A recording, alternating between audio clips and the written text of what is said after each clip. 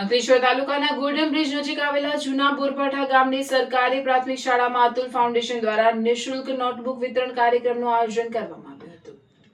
કાર્યક્રમ અંતર્ગત ધોરણ 1 થી 7 માં અભ્યાસ કરતા 250 થી વધુ વિદ્યાર્થીઓને ફૂલસ્કેપ નોટબુકનું વિતરણ કરવામાં આવ્યું હતું। આ પ્રસંગે અતુલ ફાઉન્ડેશનના પ્રતિનિધિ સલીમભાઈએ જણાવ્યું હતું કે અભ્યાસ થકી બાળકોમાં સંસ્કાર, ચેતના અને જવાબદારીની ભાવનાનું નિર્માણ થાય છે।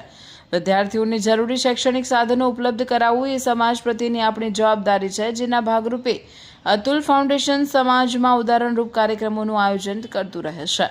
નોટબુકો પ્રાપ્ત થતા વિદ્યાર્થીઓમાં આનંદ અને ઉત્સાહનું વાતાવરણ જોવા મળ્યું હતું। કાર્યક્રમના અંતે શાળાના આચાર્ય કિરણબેન પટેલ અને શિક્ષકોએ અતુલ ફાઉન્ડેશનનો આભાર વ્યક્ત કરી જણાવ્યું કે આવી સામાજિક પહેલ વિદ્યાર્થીઓના શિક્ષણને વધુ પ્રોત્સાહન આપશે અને તેમની શૈક્ષણિક સફરને મજબૂત બનાવશે। સાથે સાથે હાજર બાળકોને પણ બોધ આપ્યો હતો કે ભવિષ્યમાં તમે પણ જરૂરિયાતમંદ લોકોનો સહારો બની રાષ્ટ્ર નિર્માણમાં સહયોગ આપશો।